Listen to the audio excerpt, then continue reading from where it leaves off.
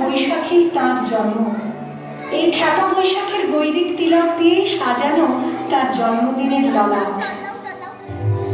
তাই প্রতিদিন তাঁর জন্ম, কোনদিন তাঁর মৃত্যু নেই।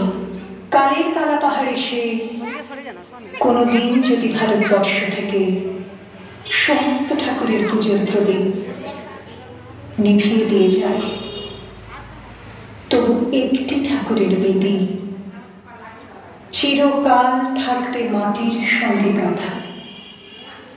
কোন ঠাকুর? রবি ঠাকুর। রবি ঠাকুর।